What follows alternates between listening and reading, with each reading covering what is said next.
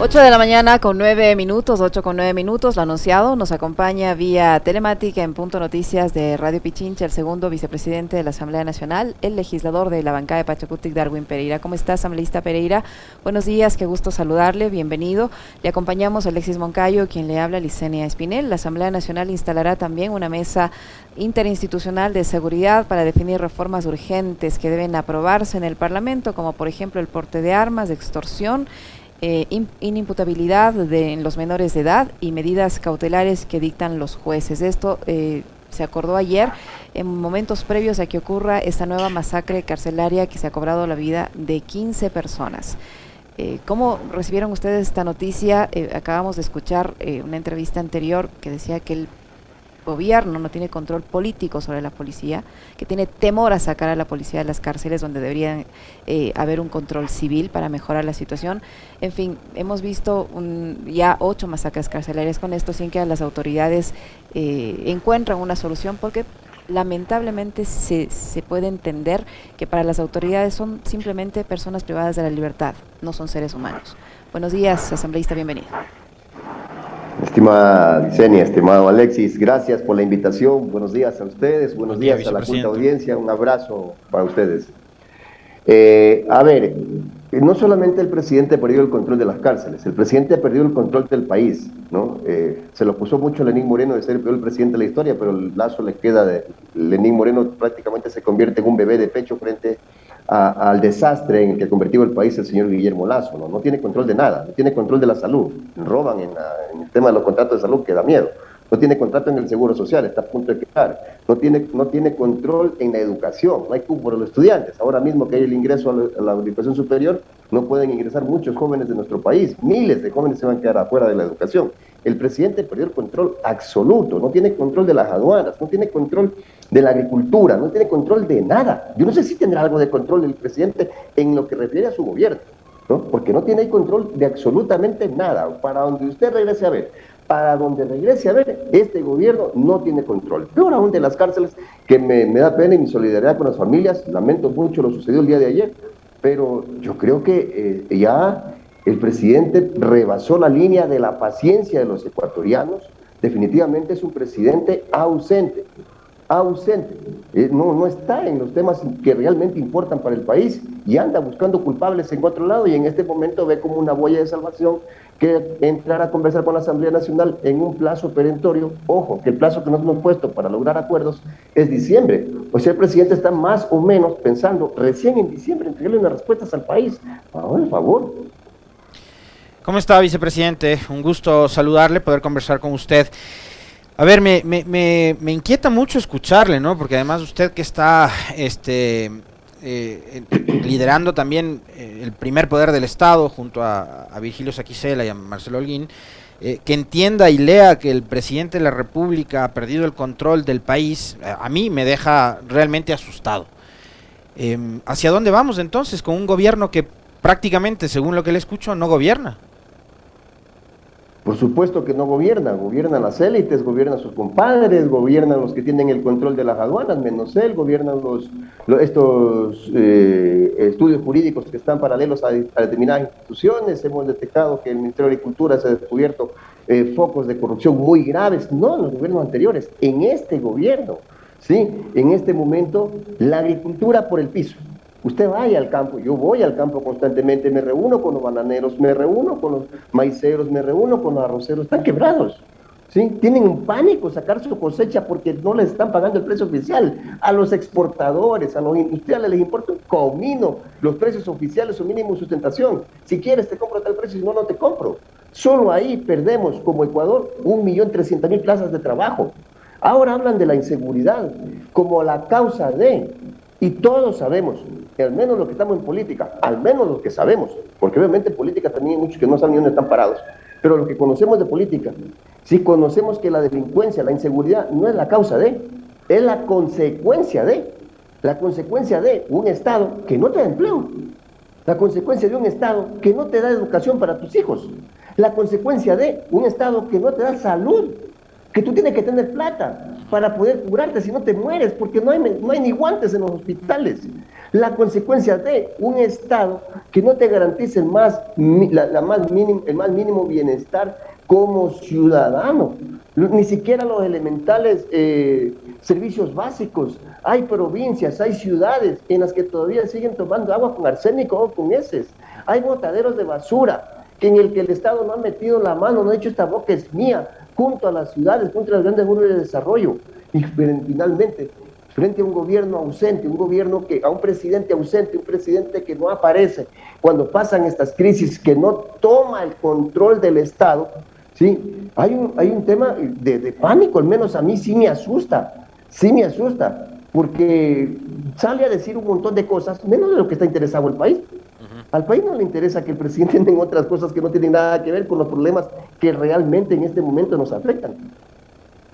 Asambleísta Pereira, ¿hasta qué punto el revivir una ley o el dar trámite a una ley nos va a sacar de esta situación de inseguridad en la que vivimos? Me refiero a esta ley que pretenden ustedes dar trámite en la Asamblea Nacional, una ley que habría sido presentada por el Ejecutivo y que está ya en primer debate sobre seguridad. Antes nos vendían la idea de que con la ley de uso progresivo de la fuerza se iban a resolver todos los problemas de seguridad y usted está viendo que no ha sido así. Igual se anunciaba con bombos y platillos que esto iba a ser la solución, no pasó nada. Nos están vendiendo con bombos y platillos que una pregunta en la consulta popular también nos va a sacar de esta situación de inseguridad y seguramente va a tener el mismo resultado que esta ley que aprobaron en la Asamblea. Y ahora se intenta aprobar otra en la que se topan temas absolutamente delicados, como por ejemplo el porte de armas, la extorsión, la inimputabilidad de los menores de edad y medidas cautelares que dictan los jueces. ¿Otra vez una ley para combatir la inseguridad, asambleísta Pereira? Le voy a contestar primero como abogado y luego como político. Primero como abogado, que el peor desastre que han causado gobiernos en Latinoamérica ha sido utilizar el populismo penal como una solución a las crisis de seguridad, a las crisis de inseguridad, mejor dicho, que suceden en sus países. Tomar el populismo penal como una herramienta de decir, de tabla de salvación, toma y damos y vamos con populismo penal, discúlpenme, pero el derecho penal es la opción de último ratio en los países. No puede ser la opción de primera ratio, y aquí la están utilizando a cada rato. Tráeme el derecho penal, pongámoslo aquí, tráeme el derecho penal, y vendámosle derecho penal a la gente, y vendámosle derecho penal, vendámosle penas más fuertes, vendámosle que tienen que armarse, vendámosle que tienen que salir armados hasta los dientes a la calle para poder defenderse. Oigan, no, pues el Estado es el que tiene que cuidarnos, no nosotros. Para eso pagamos impuestos. Así que no tiene sentido seguir mintiéndole al país que con cuentos de que vamos a reformar las leyes, de que vamos a poner otra ley y otra ley y otra ley y otra ley, vamos a solucionar los problemas. Ecuador es uno de los países que más leyes tiene en Latinoamérica. Está en el top 10 de los países que más leyes. Tenemos miles de leyes que no han resuelto los problemas de inseguridad. Si no resolvemos los problemas que originan estos temas de inseguridad, sí, porque repito, una sociedad en la que no tiene educación, salud, vivienda, por algún lado va a explotar, por algún lado va a causar el punto de ebullición. Entonces, no me digan aquí que la inseguridad sencillamente se resuelve saliendo a armarnos todos, saliendo a matarnos entre todos. Ojo, también hay un tema que no hay que ser científico para analizarlo. Más importante en este momento que las leyes, que no me pongo, que nos digan dónde modificar, nosotros modificamos, estamos dispuestos a hacerlo, pero que no crean que porque reformamos una ley con eso van a ser un problema. El problema pasa por inversión, por voluntad política. No es posible que le exijamos a la policía que vayan unos carros que ya mismo se desarman, ¿sí?, a combatir la delincuencia. No es posible que le pidamos a la policía que vaya con un chipote chillón a combatir la delincuencia, porque ellos tienen una pistola que dispara tiro a tiro y los delincuentes tienen ametralladoras. Tienen fusiles de largo alcance, pues. Los delincuentes andan poniendo ahora mismo C4, andan poniendo explosivos, ¿sí? Entonces, o sea, no podemos tampoco exigirle a la policía tanto. No tienen ni siquiera personal, les hacen falta 30.000 efectivos de acuerdo a los estudios de los expertos. Entonces, una policía totalmente, yo diría, desmantelada. ¿Qué le queda? ¿Sí? O sea, ¿qué le podemos exigir? Entonces, frente a ello, no hay inversión en salud, no hay inversión en educación, no hay inversión en vivienda, no hay inversión en seguridad. Entonces, si un país en el que no se invierte en los ciudadanos, ¿dónde va a ir? A ningún lado. Nos van a seguir matando, nos van a seguir masacrando, y esto duele decirlo. Ya ahorita da miedo salir a las calles. Ahorita llega uno como animalito a la casa, se encierra y pone, si es posible, 4 puertas y unos 20 candados.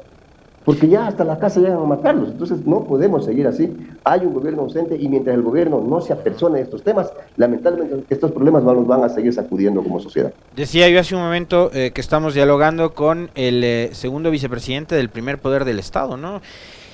Y las críticas vicepresidente, no apuntan únicamente al gobierno y al presidente Lasso. También dicen, bueno, ¿y la Asamblea frente a todo esto qué está haciendo?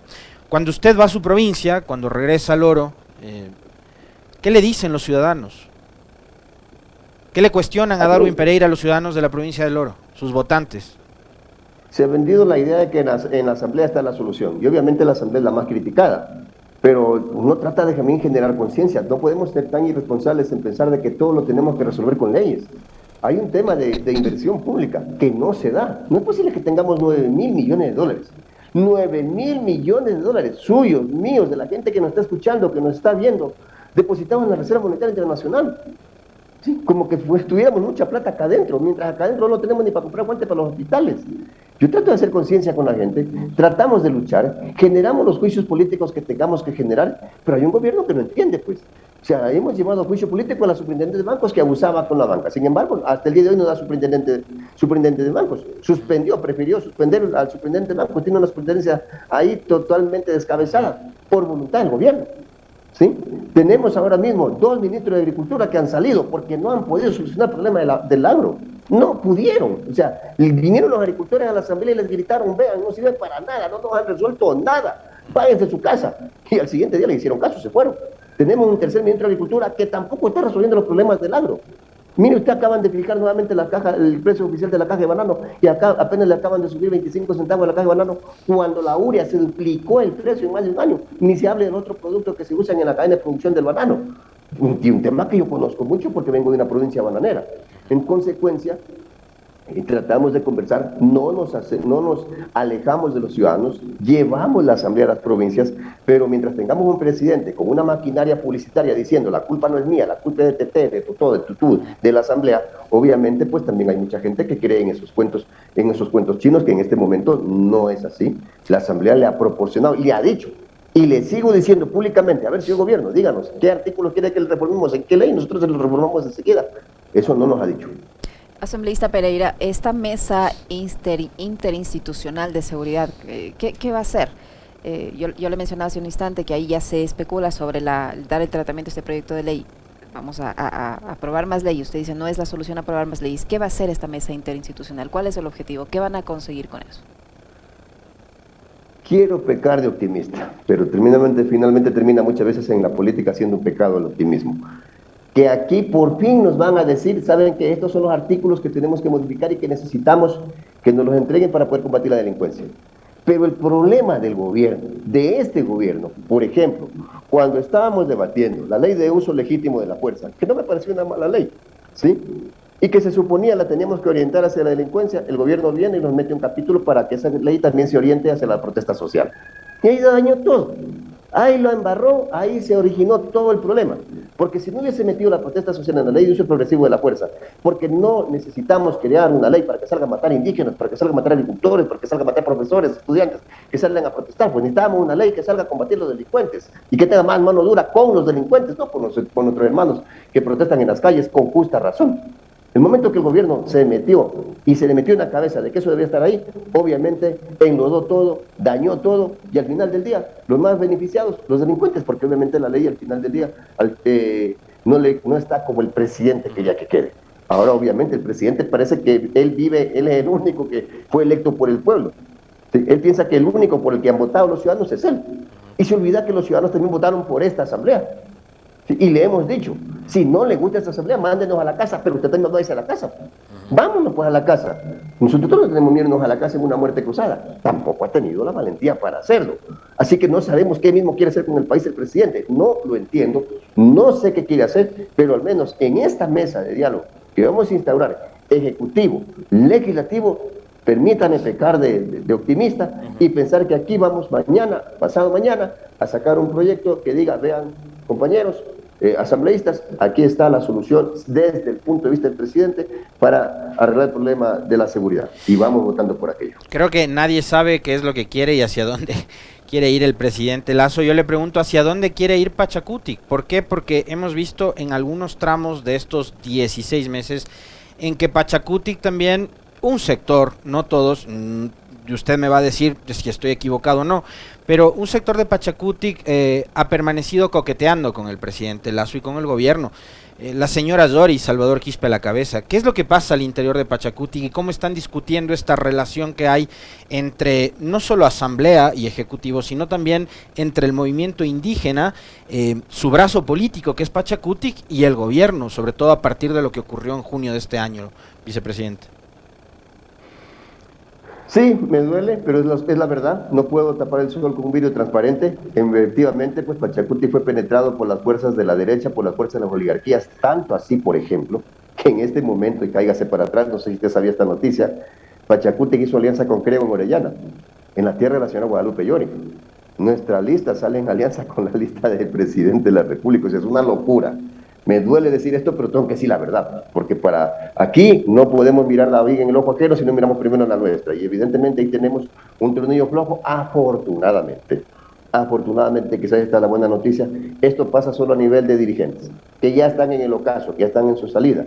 Los nuevos dirigentes, la nueva forma de ver la visión de Pachacutic, estamos sintonizados con las bases, somos bien recibidos por las bases. Lamentablemente las bases tienen claro que ciertos dirigentes que ya están en el ocaso de su carrera política, no va más y con ellos no quieren saber nada. Las bases, afortunadamente a nosotros, especialmente quienes levantamos nuestra voz de protesta como el ala rebelde de Pachacutic, nos reciben en todos lados que vamos muy bien, y yo le agradezco y siempre le enviaré un fuerte abrazo a las bases, porque con ellos siempre va a ser un honor ser recibido como nos reciben el día de hoy. Asambleísta Pereira, ¿usted está de acuerdo con quitar la inimputabilidad a los menores de edad como se propone en este proyecto de ley que van a revisar en esta mesa de seguridad? ¿Está de acuerdo con el porte de armas? A ver, yo con el porte de armas no estoy de acuerdo, al menos a prima facie, es decir, a primera línea, ¿no? A priori, no estoy de acuerdo, tendríamos que debatir un poco más. No creo que la solución sea armarnos entre ecuatorianos, porque en primer lugar, los primeros que se van a armar son los delincuentes, los narcotraficantes, y van a andar armados por la calle como que si esto fuera el oeste. No podemos convertir al Ecuador en el oeste, así que a primera impresión no estoy de acuerdo con el porte de armas. Con el tema del debate de la imputabilidad a los menores de 18 años, ¿no? Esto ya lo debatió Argentina. Y ahí hay una gran lección del maestro Eugenio Raúl Zaffaroni, que es uno de los grandes maestros que tiene el derecho penal mundial a nivel del mundo, y con quien de una u otra manera yo hasta cierto punto coincidía, pero no necesariamente generando esa imputabilidad al mismo nivel de los de mayores de 18 años, sino que haya una especie de imputabilidad que no le permita, que genere una coerción, que genere una especie de desagrado en el sector, especialmente el narcotráfico, de utilizar a los menores de edad para prepararlos, porque como no pueden ser imputables, entonces prepararlos para que sean los nuevos sicarios. Entonces quizás por ahí habría que debatir mucho en el nivel de derecho penal. Argentina tiene una lección muy importante al respecto y nos podría dar muchas luces. Allá ya no solamente debatieron hasta los 16 años, en Argentina se abrió también el debate hasta los 14 años, ya los 16 años son imputables. Vicepresidente, yo le planteaba la inquietud esta de, bueno, ¿qué hace la Asamblea ante este escenario caótico que está viviendo el país?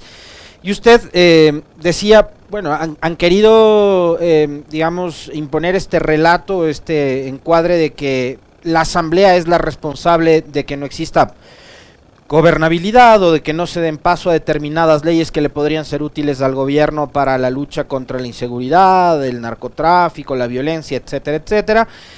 Yo coincido de alguna manera con usted con que ese relato que lo ha impuesto además el gobierno y algunos medios de comunicación que han sido incondicionales con el gobierno, les ha dado buen resultado, ¿no? Y ahora, y han vivido del chantaje además, ¿no? 16 meses en que el presidente les ha dicho, vamos a muerte cruzada, vamos a muerte cruzada, vamos a muerte cruzada, y finalmente nunca se concretó dicha amenaza, ¿no es cierto?